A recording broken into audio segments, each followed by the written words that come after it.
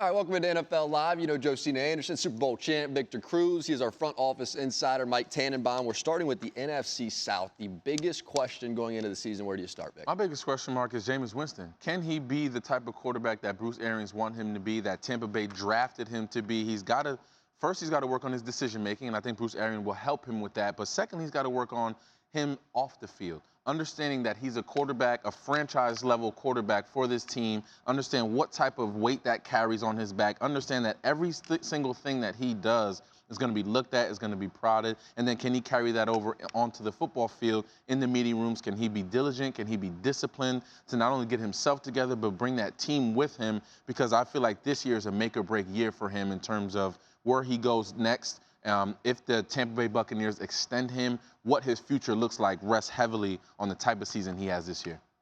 Yeah, I think that those are all really good points, and he obviously has a really high ceiling. So if they could get it out of him, they have a chance to really surprise a number of teams in that division. But I agree, it's all about how Jameis takes, what was this now, his third head coach in his career, how he takes the coaching of Bruce Arians. Where are you looking, Joe?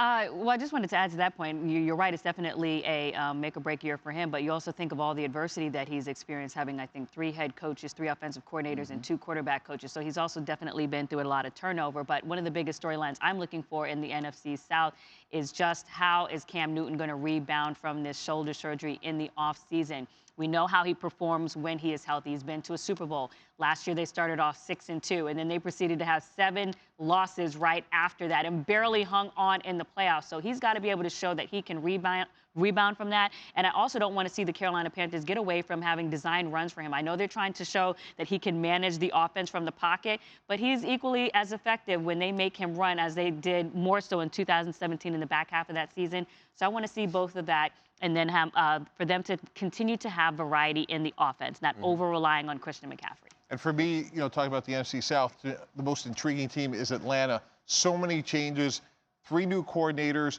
but the most impactful one in my mind is going to be Dirk Cutter. Dirk Cutter was there before as an offense coordinator with Matt Ryan. Matt Ryan had very productive seasons under Dirk Cutter. He left to become the head coach of Tampa Bay.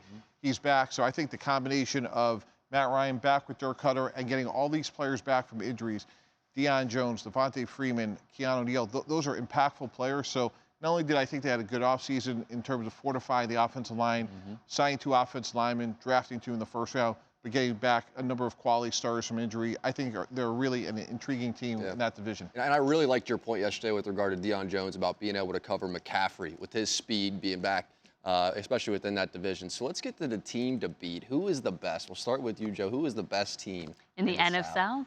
Oh, absolutely, without question. For me, it's the New Orleans Saints. This is a team that finished 13-3, was just a controversial call away from being in the Super Bowl, still lamenting that, still trying to deal with the ghost of Roby Nickel Coleman, which I think they'll be able to shed next year. But when you look at their assets on offense, I mean, they still have Alvin Kamara, Michael Thomas, Drew Brees. You feel like Drew Brees has been reinvigorated by the presence of Alvin Kamara. And then on defense, they're showing that they can hang with anybody there. So they're just very complete.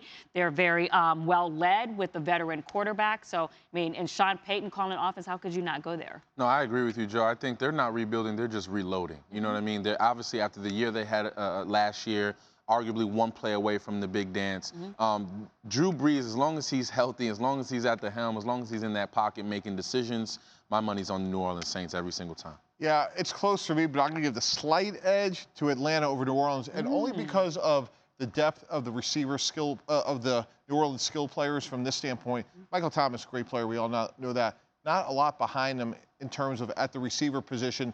You know, Ted Ginn's been obviously an up-and-down player in his career, but Jared Cook, the tight end, and Alvin Kamara are their best 2 weapons. So if something would happen to Michael Thomas, I think they're a little thin there. I think it's one of these divisions that'll go down to the last couple of weeks with Atlanta and New Orleans kind of duking it out, but I give Atlanta the slight edge. But you know, it's interesting. Remember, they had signed Des Bryant initially, and he got hurt. So that would be a good point. Maybe they go back to him to supplement that. But Atlanta's still dealing with the letting go of 3 coordinators and having to start that back up from scratch. Des Bryant injury, really one of the great bummers of last season. Yeah. We never got to see that happen. Exactly. We'll see if he ends up anywhere. That's it. NFL Live, Monday through Friday, ESPN. Thank you for watching ESPN on YouTube. For more sports and analysis, download the ESPN app, and for live streaming sports and premium content, subscribe to ESPN Plus.